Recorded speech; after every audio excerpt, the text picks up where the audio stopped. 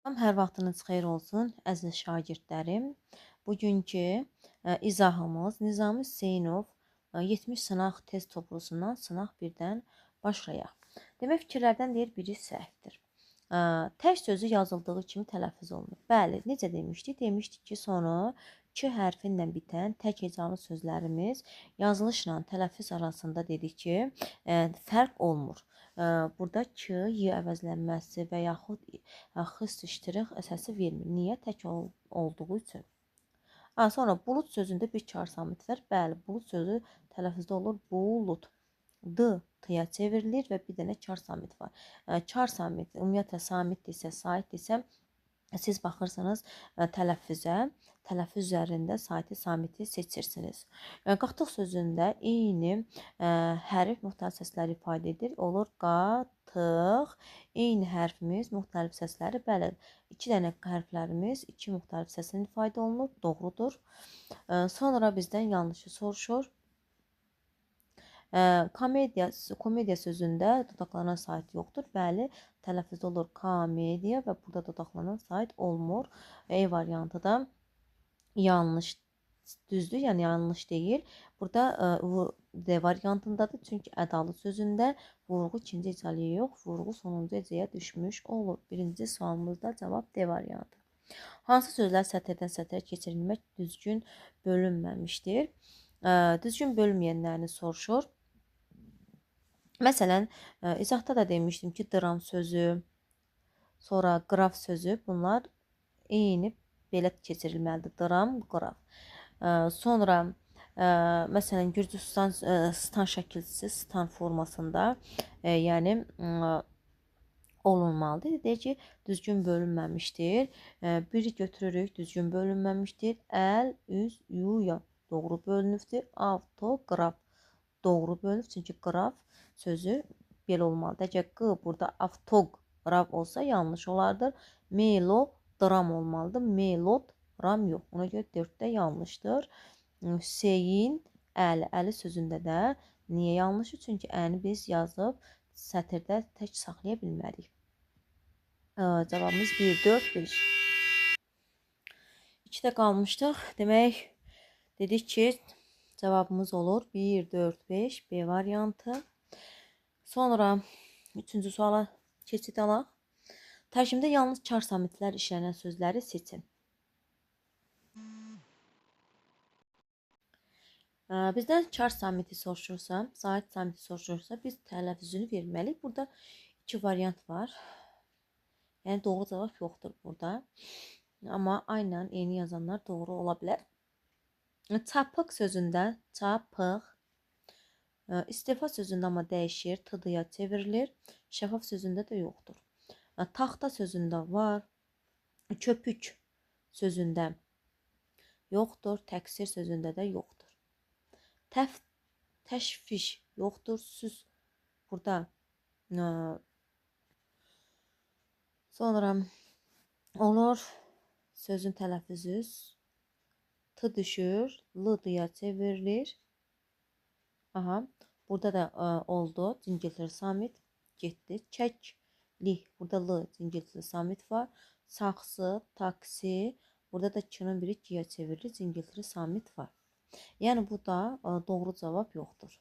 Yəni a-nı da yazan, e-ni də yazan doğru olmuş olur.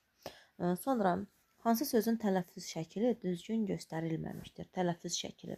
Kəsik-kəsik doğru göstərilibdir. Təhlif doğrudur. Sadiq doğrudur. İddia doğrudur. Amma namərd olur necə? Namərdlik. Namərdlik. Burada B variantıdır. Çünki olur namərdlik. B variantı yanlışdır. Hansı sözlərdən səslərlə hərflərin sayı bərabərdir deyir. Səslərlə hərflərin sayı bərabər deyəndə diqqətli olmaq lazımdır. Səs düşümü baş verirsə, səs artımında baş verəndə onu götürürsə. Yenə burada dedik ki, t düşür. Burada səslərin hərflərdən azdır. Çünki t düşür. Bizə deyir ki, eyni olsun. Burada tələffüzdə olur aidiyyət. Biri düşür, biri artır. Ona görə burada səslər bərabərdir. 2 götürürsən. Bədili sözündə bədi Biri düşür, biri uzanır və dili nən. Aha, biri də artdı. Bu 2-yi də götürürsünüz. Səslən hərflər sayı bərabər olan dəyəndə baxmalıyıq ki, kəmiyyət fərqi olmayan sözlər olsun. 2, 4, bələdiyyə sözündə isə səslər hərflərdən az sayılır. Bizə də deyir bərabər olsun. Cavabımız 2, 4. A variantı. Dramaturgiya sözünün fonetik təhlili ilə bağlı bütün səhvləri müəyyənləşdirir. Yazılışı ilə deyilişi, yazılışı ilə deyil, səhvlər soruşur, fərqlənir. Xeyr, burada fərqlənmə yoxdur. Biri götürürük. Sonra vurğu 4-cü hissəyə düşür. D, 1, 2, 3-dür. Bəli, vurğu İyanın üzərinə düşüb, doğrudur. Dram, aturgiya bu hecalar yanlış bölünübdür. Sonuna istənilən şəkildə artır qoşulsa vurğu sabit qalacaq. Bəli, burada vurğu sabit qalır, doğrudur. Samitlərdən birinin qarşılığını yazıda xüsusi işarəsi yoxdur. Baxaq burada samitlərdən birinin qarşılığının deyir ki, baxaq görək hansının qarşılığı bəli doğrudur. Y-nin qarşılığı xöstəştirikdir və bunun da əlifbamızda xüsusi şərti işarəsi yoxdur. Cavabımız 1-də 6-da 1, 3. C variantıdır. Sonra hansı sözün yazılışı səhv olmalıdır? Tələffüzü düzgün göstərilməlidir. Koordinasiya sözündə 2 o var. Yazılışı yanlışdır, amma tələffüzü doğrudur. Ona görə A variantı, 7-də C variantını biz doğru cavab götürürük. Sonra demişdik ki, sənətkar sözü bizə yazılışı səhv olsun, amma bu yazılışı doğrudur. Çünki sənətkar yox, sənətkardır, doğrudur. Sonra kampaniya sözündə yazılışı deyir ki, bunun yazılışı da yanlışdır. Bunun tələffüzü də yanlışdır. Yəni bizə deyir ki, yazılışı səhv olsun, tələffüz düzgün olsun. Cavabımız C variantıdır. Açıq ürəkli sözünün fonetik təhlilinə aid verənlərdən biri doğru deyil. Səs və hərflərin sayı fərqlənmir. Bəli, fərqlənmə yoxdur. Doğrudur. Doğru deyilsə yanlışı soruşur bizdən. Vurğusu sonuncu hecadadır. Doğrudur. Açıq ürəkli yanlışı. Çünki burada qıdan sonra sait gəldiyinə görə ğı olmalıdır. Açıq ürəkli. 3 İngiltərə samitdən ikincisinin kar qarşılığı yoxdur. Bu doğrudur. Bizə yanlışı soruşur. Cavab elə C variantı. Söz 5 hecalıdır. Doğrudur. Sonra hansı bənddə K hərfi Y səsini ifadə edir? K hərfi Y səsini nə zaman ifadə edir? Özündən sonra sait gələndə. Samit gəlibdir, x üstüştürüxdir. Samit gəlibdir, x üstüştürüxdir. Burada təbrik sözündə dəyişmir, şərik sözündə dəyişmir. Amma burada ürkək sözündən sonra sait gəldiyinə görə Y olmuş olur. Cavabımız 9-da D variantı. Kələkbəz var məktəb sözlərdə işlənmiş ortaq kar samit. İkisində də ortaq kar samitimiz hansıdır? Demək, birinci tələffüzlərini yazaq. Olur kələk, kələk, vaz. Buna da məktəb. Bizim o ortaq samitlərimiz xüsusiləşdirikdir. Yəni deyək ki, hansında xüsusiləşdirik var? Əlbəttə E variantında 2-dən sonra samit gəldiyinə görə xüsusiləşdirik olur. Tankda K-dır, cənab P-dır, kitab olduğu kimi qalır. Sait gəldiyinə görə çörək ətri də burada Y olmuş olur. Cavabımız E variantı. Keçək mətnlərimizin sualına. Mətnlərin hər birini dönə-dönə 2 dəfə, 3 dəfə oxuyandan sonra suallara başlayın. Oxumuşuq 4 ayaqlı dost, yəni it haqqında danışılır. Deyir ki, hər bir ovçunun sadiq dostu var. Bu dostun 4 pəncəsi, böyük, yumşaq qulaqları, qara fərqli ayaqları vardı. O sahibinə ovunu tutmaqda kömək edir. Nahar vaxtı sahibi ilə yanaşı oturub gözlərini ona zilləyərək sanki demək istəyir. Bəs mənim yemək payım haradadır? Həmin bu 4 ayaqlı dost öz sahibinə minlər boyu kömək edib. Həmin 4 ayaqlı dost iti əhəlləşdirmək üçün ovçu silahdan çıxan mərmi əvəzinə yüngül, lələklə bəzədilmiş oxlarla ovçuluq edirdi. Meşə bataqlıqlarında kişilərin ov etdikləri düşərgələr boyunca itlər üçün də xüsusi yerlər tapılmışdı. İtlər sahiblərinin yanında ona sümük verməsi üçün yalvarırdı. İtə baxmaq sahibi üçün o qədər də faydalı değildi. İnsan itə əhəlləşdirdiyində bu o vaxtı xüsusi əhəmiyyət kəsb edirdi. O həmçinin itə vəhşi heyvanların izinə necə düşməli olduğunu da öyrədir. Seçimində səhvə yol vermirdi. İnsan vəhşi qabanın ayaq izini görüb, maralların ayaq səslərini işlənə qədər it artıq 21 orqan vasitəsilə izi ilə düşürdü. İt əhləşdirildiyi zaman bu qabiliyyətlər daha da güclənir. Bütün bu qabiliyyətin insanda olmaması onları itləri əhləşdirməyə vadar edirdi. İtlər bunu təkcə burnu ilə yox, eyni zamanda ayaqları ilə edir. Atlardan qabaq itlər qoşqu vasitəsi kimi istifadə edilibdir. Krasna Yarsk bölgəsində çox da uzaq olmayan Sibirdə sadə ovçu düşərgəsi yaxınlığında qoşqulu it sümüklərinin qalıqları tapılıbdır və bu tapıntılar nəticəsində yəni bizə məlumdur ki, it qoşquda həm sahibini, həm də ovunu aparıbdır. Bir şəxsə aid sadiq dostu olan iti barədə məlumat əldə etdik. Bu gün dağlarda səyahətçilərin həyatını xilas edən döyüş bölgələrində yaralı sabitini daşıyan, evin kəndarından yanaşı ölkə sərhədi boyunca da keşik çəkən itlər barəsində nə qədər hekayə yazılıb ki, itlər sahiblərinə bütün hallarda evdə, ovda, döyüşdə, elmi laboratoriyalarda həmişə kömək ediblər. Yarpaqların iyi necə olur, bu necə baş verir, küləyin 2-3 dəfə əsməsi ilə necə ovun izinə düşürdülər, ətrafında heç nə görmədən, eşitmədən demək olar, bütün qoxunu hiss edərək ovun ardınca düşür. Bütün insanların da heyvan izə düşməsi üçün məhz belə bir hissiyata ehtiyac var.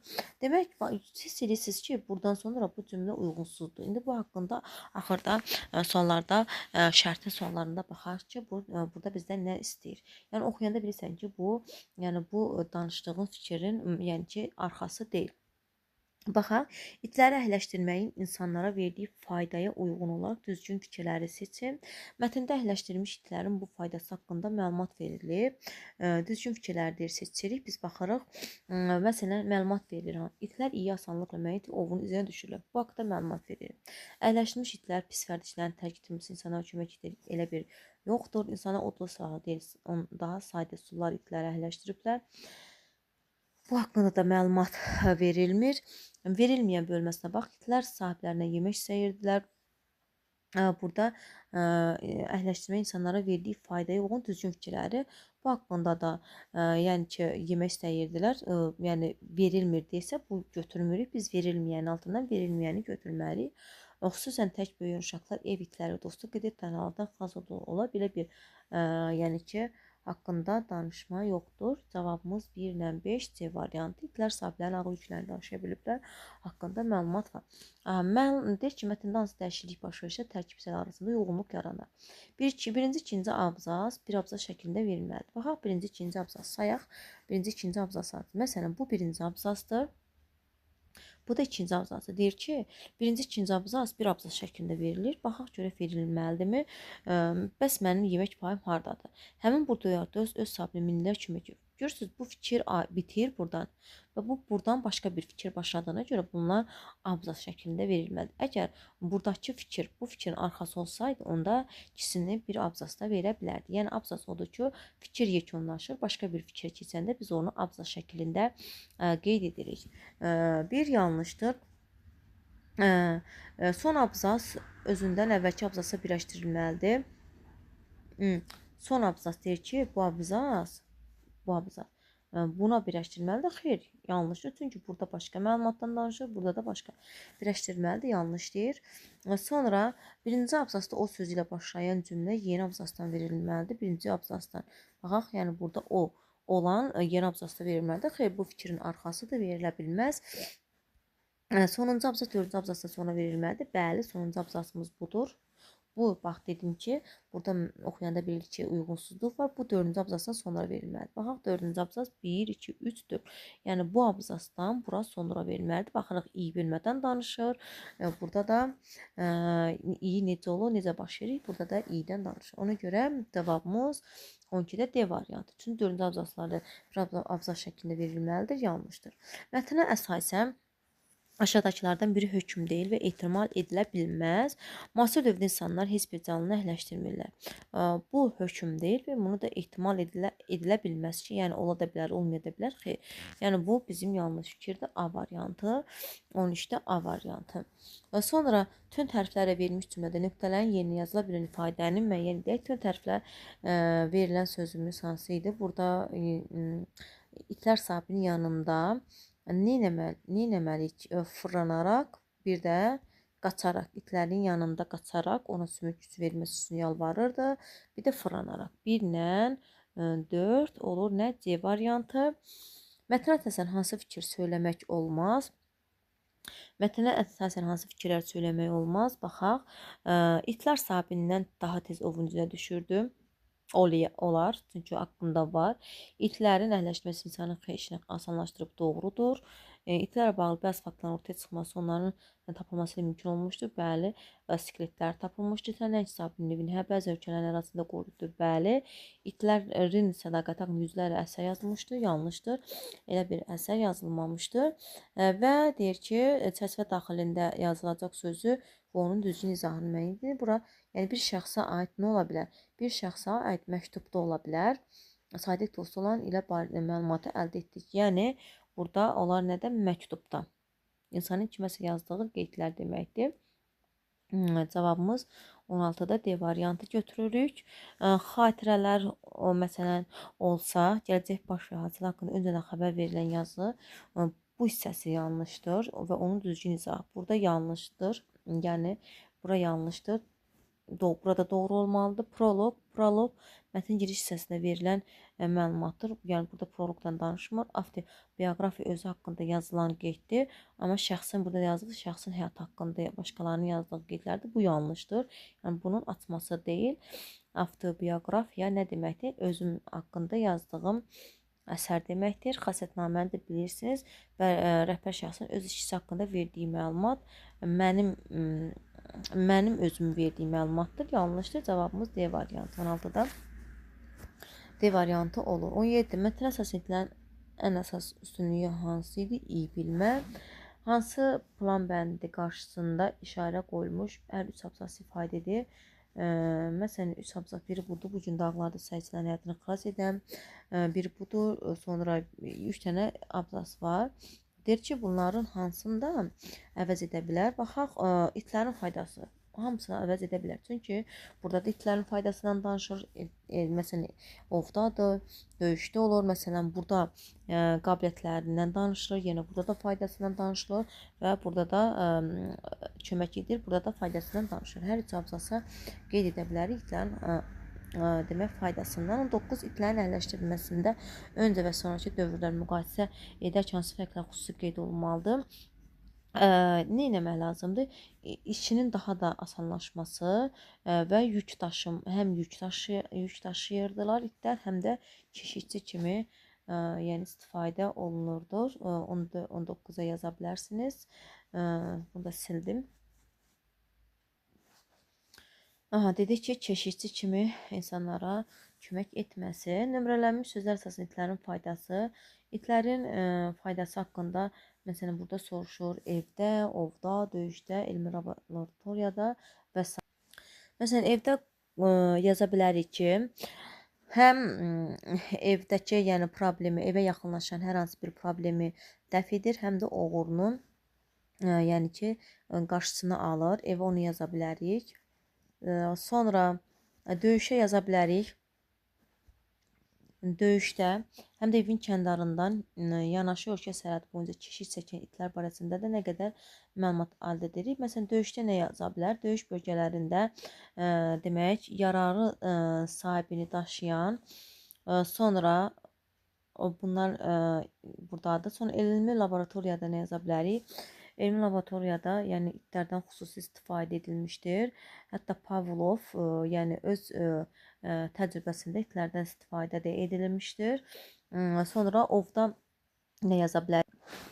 Məsələn, ovda da yaza bilərik ki, biz demişdik ki, itlər bilmə xüsusiyyətinə malikdir. Ona görə də daha ovun izinə düşür və onun hansı istiqamətdə olduğunu sahibinə bildirir. Ovda da bu xüsusiyyətlərə malikdir, yaza bilərsiniz. Yəni, bura müxtəlif fikirlər mətndən axtarıb yaza bilərsiniz. Sonra Hiştabudan, yəni belə bir mətnimiz var. Baxaq.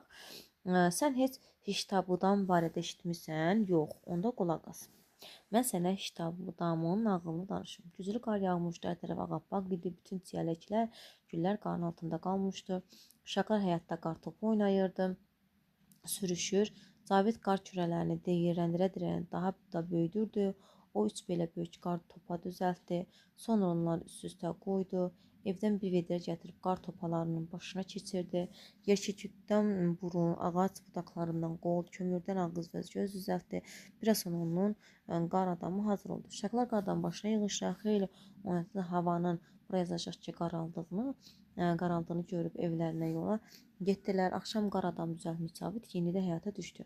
O qar adam yanında dayandı. Birdən qar adam danışmağa başladı. Demək, qar adam düzəltmiş yenidən. Birinci dəfə düşürlər, qartopu oynayırlar, sonra yenidən bir də düşür. Çox sağ ol oğlan, sən məni nə qəşəng düzəltmisən. Cavid bərk qorxdu. Cavid bərk qorxdu. Axı, sən danışa bilmirsən dedi. Qar adam qorxma, mən danışaram, amma təkcə məni kim düzəldibsə onunla söhbət edirəm. Amma təkcə məni kim düzəldibsə, bəs ki orada indi danışmır. Cavid soruşdu, çünki sənin yanında başqa uşaqlar var idi. Axı, mən təkcə səninlə danışa bilərəm. Bəs sənin adın nədir? Mənim adım Hiştabudamdır. Nə qəribədir. Bəs sənin adın nə? O gün Cavid Hiştabudamla xeyli söhbət etdi. Sonra atasının işdən gəldiyini gördü. Birdə və gəldi. Ertəsi gün Cavid bağçaya getdi. Dostlarına Hiştabudam barədə danışdı. Cavid isə həyata gəlib Hiştabudamla yenidən söhbət etmək istəyirdi. Amma evə gələndə gördü ki, günəş Hiştabudamı ərdib, Cavid pis oldu və ağlamağa başladı. Bir neçə gün belə bühüş oldu. Sonra bura bühüş olmağın yerinə məsələn nə yaza bilərik? Biçev oldu yaza bilərik. Sonra yenidən qar yağdı. Cavid həyətə qaçıb daha da bir Hiştabudamdan düzəltdi. Bu dəfə qar adam onunla söhbət etməyə başladı. Bundan sonra Cavid əriyən qar adamlarına görə pis olmadı. O hər dəfə səbirsizliklə yenidən qar yağmasını gözləyirdi. Mətndə uşaq haqqında hansı fikir inkar olunur? Xəyal dünyası genişdir, yəni inkar olunmur. Dostlarının köməyi olmadan nəsə düzəldə bilmir. Xeyr, gözəldə bilər. Bəzən həyatdan atasının gəlişini gözləyir, doğrudur. Əhvalın dəyişməsi, ətrafda baş hadisələr doğrudur. Anasını çox sevir. Yəni doğrudur. Bizdə inkar olunur. Yəni ki, inkar olunur ki, belə bir şey yoxdur, amma var məsələn.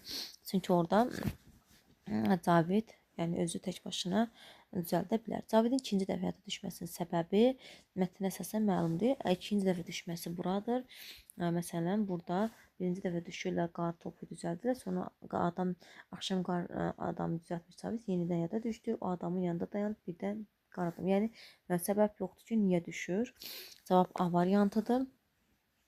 Sonra 23 mətnə əsasən aşağıdakı hadisələrin təkrarlandığını müəyyən etmək olar. Məsələn, qarın yağmasının təkrarlandığını əmək edə bilərik. Qar adamlarının ərinməsi oluna bilər. Bir də Cavidin yenidən qar yağmasını gözləməsi 1-2-5 D variantı. Sonra çərçivədəki boşluğa yazıla biləcək dedim qaraldığını. Mətndə bu haqqında danışılır. Yanlışı soruşursa danışılan altından danışılır deyilsə bura minuslar götürməliyik. Danışılmır deyilsə minusdur, pluslar götürməliyik. Məsələn, uşaqların sevinci. Burada uşaqların sevinci danışılır. Ona görə biz danışılmayanı seçməliyik. Danışıb bu üstə gələyi götürmürük. Burada çıxağı götürməliyik. Bir dəqiqə işarə qoyum. Burada çıxağı götürməliyik. Burada da üstə gələyi. Uşaqların yardımlaşması o haqqında danışılmır.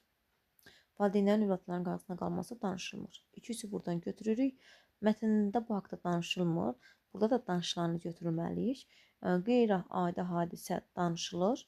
Ona görə 4-də götürürük. 2, 3, 4 D variantı. Dostluğun önəmi. Mətndə bu haqda D danışmır. Danışılmır. Bəli, bu danışılmır.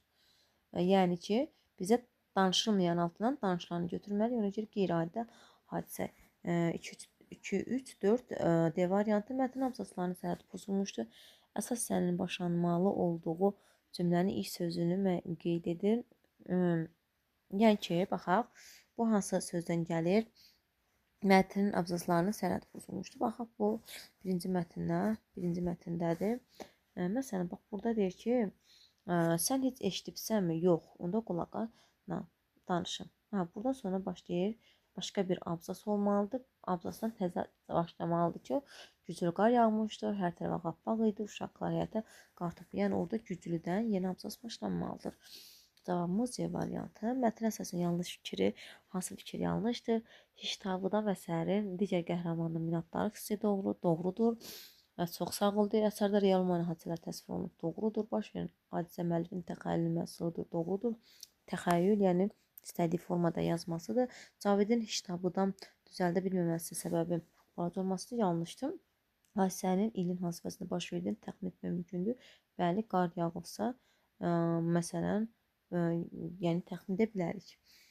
Cavab D variantıdır. Bütün qara hərfləri yazılmış cümlələrdə kontekstə uyğun olmayan sözü və onun yerinə uyğun olan nümunəni. Məsələn, orada bühüş olmaq, sözün yerinə biçev olmaq sözünü asanlıqla yaza bilərdik. Cavabımız A variantı. Cavidin qorxmasının əsas səbəbi nədir? Burada Qaradamın danışması, Hiştavudamın danışmasıdır. Sonra və təbiət hadisələri insanların xüsusən uşaqların əhvalının dəyişməsinə səbəb olur. Bəli, bu məsələn qar haqqında istənilən balaca bir esse formada yaza bilərsiniz ki, uşaqların məsələn təbiət hadisələri, qar yağanda uşaqlar sevinir, oynaşırlar, məsələn qartopu oynayırlar. Yəni öz fikirlərinizi bura yaza bilərsiniz. Məsələn, təbiət hadisələri yay olanda da uşaqlar sevinir. Çünki yayda çıxırlar, həyatda oynayırlar. Yəni günün çıxması ilə sevinirlər və bunun əksi də ola bilər. Məsələn, qar yağanda da uşaqlar sevinir, qartopu oynayırlar və s. Amma yəni qar yağmasının yəni ki, qarın yağması məsələn uşaqlara nə zaman uşaqlar oynayır, məsələn gün çıxması, qarın ərinməsi uşaqların dəyişməsinə, əhvalın dəyişməsinə səbəb ola bilər. Belə mətnlə əlaqələndirib yaza bilərsiniz. Birinci sınağın izahı bu qədər. İkinci sınaqda görüşənə qədər sağ olun, salamat qalın.